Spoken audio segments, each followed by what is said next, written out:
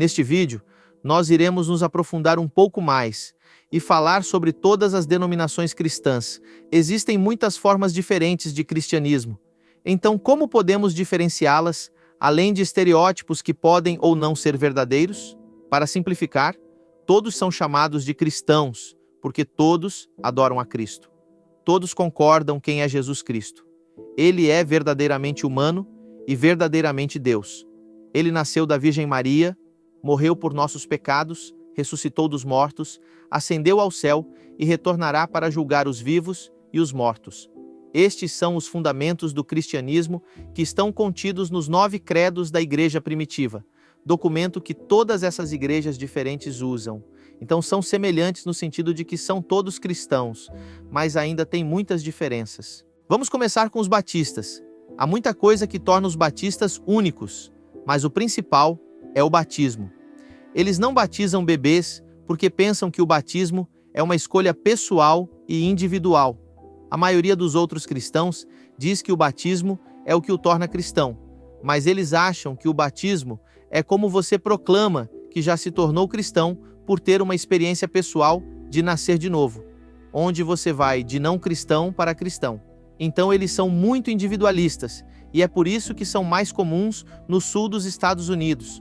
É tudo uma questão de relacionamento pessoal para eles, o que significa que a própria igreja e seus rituais religiosos importam muito menos do que ter um relacionamento pessoal com Jesus. Os rituais religiosos que a igreja faz, como a ceia do Senhor, são apenas simbólicos. Isso é chamado de igreja baixa, ou igreja pouco litúrgica, onde a igreja como instituição não importa muito, porque a igreja é realmente apenas uma comunhão de crentes individuais. Realmente não importa como a igreja está estruturada, desde que eles sigam a Bíblia. O que significa que a maioria das igrejas independentes ou não denominacionais são realmente apenas batistas em termos de suas crenças. Sim, então essa é a igreja baixa. Um exemplo de igreja alta, ou muito litúrgica, seria anglicana ou episcopal. Episcopal significa apenas que eles são administrados por uma hierarquia de bispos, porque a igreja é muito estruturada. Eles tentam manter um equilíbrio entre a tradição, a razão e as escrituras. Eles são muito ecléticos, o que significa que tentam levar as melhores partes de várias outras tradições, e isso significa que eles têm muita diversidade de crenças. Alguns anglicanos parecem mais católicos e outros parecem mais protestantes, e muitos anglicanos se veem como um meio termo entre os dois. Então, é difícil entender o que o anglicanismo realmente é, mas não se preocupe, eles também não entendem. Mas sim, então o anglicanismo ainda tem uma tradição muito rica, e muitas das orações e livros de hinos que as pessoas usam vêm do anglicanismo. Na verdade, um braço totalmente novo surgiu do anglicanismo, a tradição metodista ou wesleyana. Você conhece aquele pequeno triângulo que os anglicanos têm para ressaltar as escrituras e a tradição? Os metodistas acrescentaram um 4º ponto e o transformaram em um quadrilátero. Eles acrescentaram experiência espiritual. O anseio de John Wesley era que a igreja anglicana fosse mais espiritualmente ativa. O fogo representa o Espírito Santo. É por isso que muitos logotipos metodistas têm fogo neles. Das 3 pessoas da Trindade, o pensamento metodista está muito centrado no Espírito Santo, que nos capacita no caminho ou método que leva à justiça, e nós todos temos livre-arbítrio para ingressar ou sair do caminho.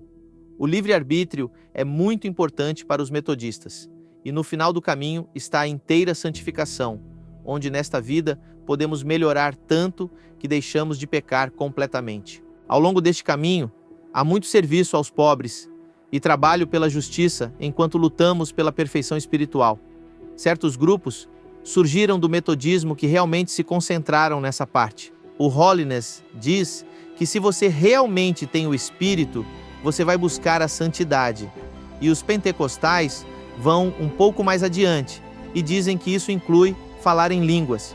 Os grupos que surgem desses movimentos incluem o Exército de Salvação, aqueles que estão sempre fazendo caridade.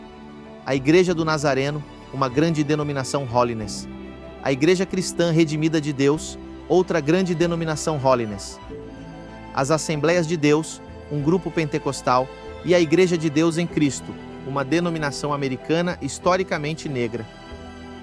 A seguir são os luteranos.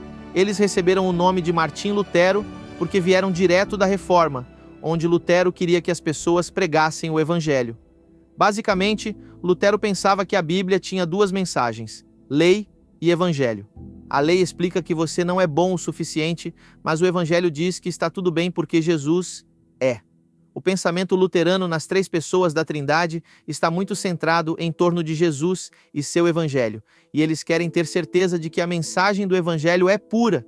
Você está olhando para suas próprias experiências pessoais para saber se você é salvo?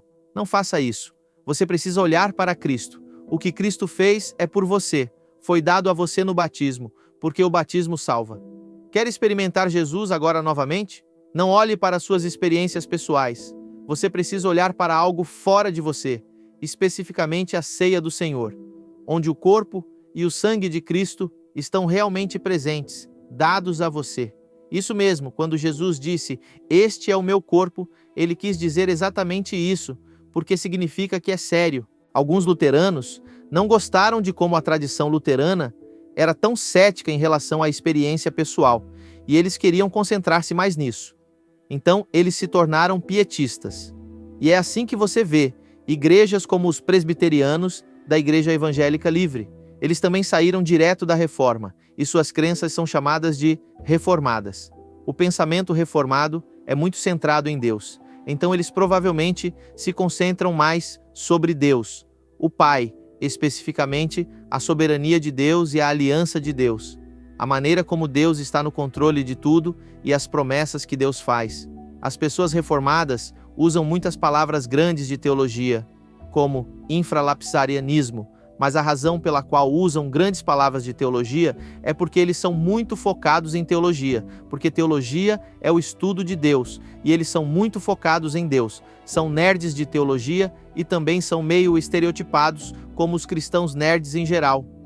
E são os mais prováveis de todos os cristãos para estudar ciência e outras coisas. Mas sim, de qualquer maneira, a soberania e a aliança de Deus são as lentes através das quais os reformados veem todo o cristianismo.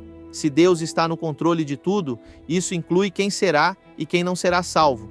A teologia reformada é o calvinismo, que é a ideia de que Deus já decidiu se você será salvo ou não.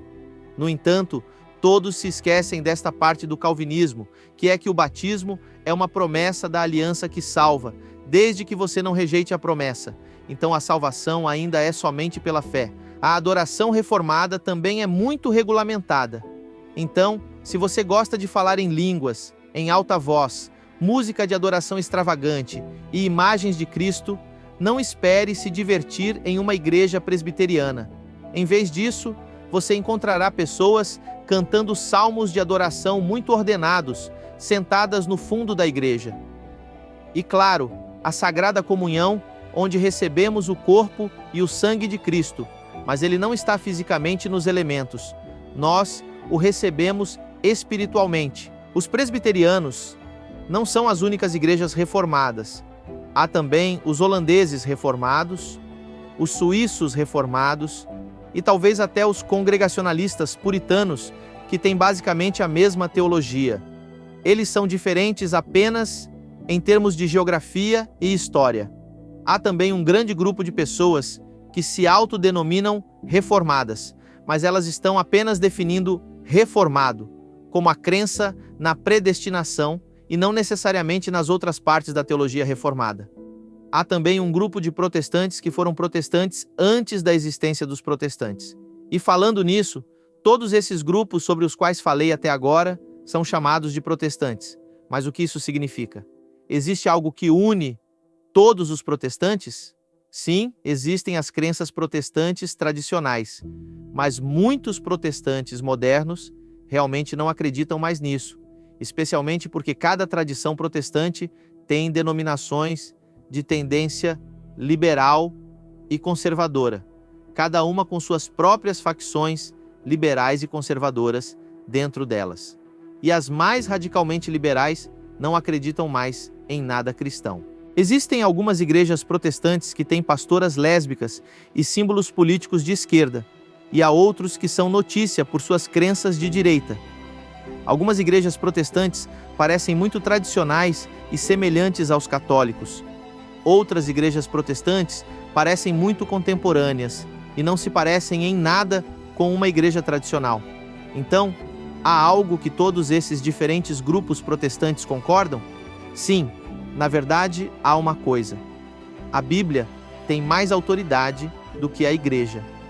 Um luterano conservador diria que tanto a Bíblia quanto a tradição da igreja tem muita autoridade, mas a Bíblia tem um pouco mais. Um batista fundamentalista diria que a Bíblia tem muita autoridade e a tradição da igreja não tem nenhuma autoridade. Um pastor progressista diria que nem a Bíblia nem a tradição da igreja tem muita autoridade, mas a Bíblia ainda tem um pouco mais, dada a história da igreja de patriarcado e colonização. E é por isso que existem tantas denominações protestantes diferentes, porque se a autoridade final é a Bíblia e não a igreja, está tudo bem para a igreja se dividir se as pessoas têm interpretações diferentes de partes da Bíblia. E para os protestantes, está tudo bem, eles ainda podem estar unidos espiritualmente como a igreja, e eles geralmente ainda podem ter comunhão uns com os outros. Agora, esta ideia é rejeitada por todas as igrejas que estou prestes a abordar, porque todas elas afirmam ser a única igreja verdadeira, fundada por Jesus e seus apóstolos, e elas pensam que a igreja montou a Bíblia, então a Bíblia não pode ter mais autoridade do que a igreja. As mais famosas dessas igrejas são as católicas. Elas acham que o apóstolo Pedro recebeu as chaves do reino de Jesus, tornando-o o líder da igreja, ou o Papa, e que desde então tem havido uma cadeia ininterrupta de papas que leva até o Papa atual. A autoridade que Pedro tinha é atualmente detida pelo Papa por causa da sucessão apostólica. É tudo uma questão de autoridade para os católicos. Eles acham que a igreja tem autoridade para perdoar pecados, expulsar demônios e interpretar as escrituras. Então, a própria igreja é o reino de Deus aqui na terra, e a salvação é participar da igreja. É por isso que eles rejeitam a salvação somente pela fé. Eles ainda diriam que a salvação é pela fé, mas fé inclui cooperar com a graça e participar na igreja, especificamente através dos 7 sacramentos, o mais importante dos quais é a Sagrada Comunhão, onde a igreja tem autoridade para fazer um milagre chamado transubstanciação, onde o pão e o vinho literalmente se transformam no corpo, sangue, alma e divindade de Jesus. É assim que comungamos com Cristo e toda a sua igreja na terra e no céu. Sim, eles acreditam que os santos que morreram e foram para o céu ainda fazem parte da igreja, por isso oram aos santos e à Virgem Maria, não por adorá-los, mas apenas por pedir-lhes que orem por nós. O que mais eles ensinam? Bem, é muita coisa, então não posso te dizer, mas você pode pesquisar por si mesmo, porque os católicos têm uma resposta para basicamente tudo. O catolicismo realmente deseja descobrir tudo sobre tudo, e foi assim que eles ajudaram a contribuir para o desenvolvimento da ciência moderna. Agora, os ortodoxos orientais bizantinos são exatamente o oposto. Eles deixam a maioria das coisas no mistério e até tentam definir Deus em termos do que ele não é. Eles dizem que não podemos nem mesmo entender o que Deus é.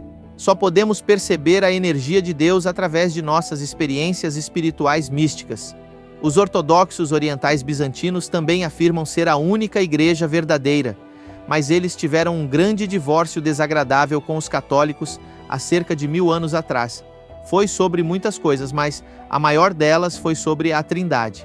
Você vê, todas as igrejas que eu já falei têm esse modelo de Trindade, onde o Filho é eternamente gerado do Pai e o Espírito Santo procede do Pai e do Filho. Mas os ortodoxos orientais bizantinos rejeitam que o Espírito Santo procede do Filho, dizendo que o Espírito Santo só procede do Pai. Por que é complicado? Mas a maior razão é que não faz parte de sua tradição, e na ortodoxia a tradição é mais importante. É por isso que pessoas com valores tradicionais muitas vezes acabam se tornando ortodoxas. Então, como a salvação funciona agora? Os ortodoxos orientais bizantinos rejeitam as ideias ocidentais do pecado original e não gostam de falar em termos legais da maneira como os católicos e protestantes o fazem. Em vez disso, falam sobre a teose, onde a salvação é sobre a unidade com Deus e nos unindo a Deus e meio que participando da natureza divina, e isso acontece através dos santos mistérios da igreja. Há outro grupo de igrejas que afirmam ser as igrejas ortodoxas, as ortodoxas orientais miafisitas. Essas igrejas das quais você não ouve falar tanto, porque passaram a maior parte de sua existência como ilhas do cristianismo em um vasto mar do Islã, e são muito semelhantes aos ortodoxos orientais bizantinos. Então, por que eles estiveram separados por quase 1.600 anos? Bem, você vê, os ortodoxos orientais bizantinos, junto com todas as outras igrejas que já discutimos, dizem que Jesus tem duas naturezas, uma natureza totalmente humana e uma natureza totalmente divina. Os ortodoxos orientais miafisitas dizem que Jesus tem uma natureza que é totalmente humana e totalmente divina. Nós sabemos que é completamente diferente. Você deve estar se perguntando, se ambas são igrejas ortodoxas, qual a diferença entre elas?